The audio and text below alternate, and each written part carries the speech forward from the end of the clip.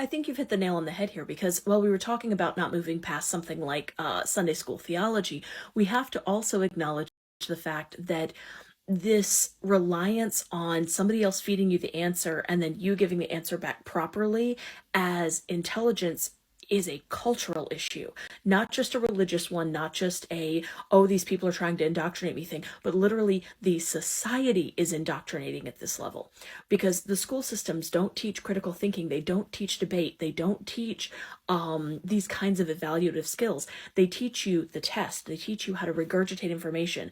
And yeah, okay, you might get some literature classes that do kind of be like, what's the flower mean in the window?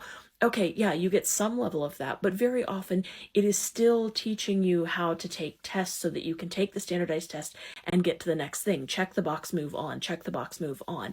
And it's not allowing for truly critical thinking skills to develop in many school systems because our school and education systems are just in a disarray and an abysmal state at this point. And so a lot of people are stuck in this very institutionalized mentality because they've been fed the answers at church and told if you stay in these little boxes of acceptability, you go to heaven. And if you regurgitate the things that school has handed you, you'll get an A. And then if you go do your work every single day, you get your paycheck. Congratulations, check the box, move on, check the box, move on, check the box, move on. And when you introduce somebody to critical thinking skills and discernment and critical analysis and debate, you are challenging them to have to trust themselves and trust their own opinion and give their opinion. And that is so anxiety inducing. Like, I want to acknowledge how hard it is when you've been raised to never do that, that you were suddenly put in that position. So it's fear a lot of times. A person doesn't know what to do with this. They don't understand and they're desperately afraid of being judged. I mean, it doesn't matter their political stance. They're afraid of being judged. They're afraid of getting it wrong. And that fear keeps them locked into ignorance.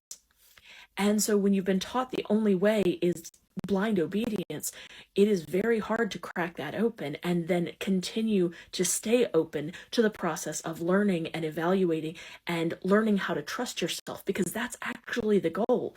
The goal is not to trust me as the clergy person or trust the teacher as the teacher as much as it is to have that person impart the ability for you to figure out what's a good source or a bad source, to figure out what is good or bad for you personally, to discern yourself what your path needs to be for good or for bad, but it helps you learn the frameworks for you to make that choice yourself.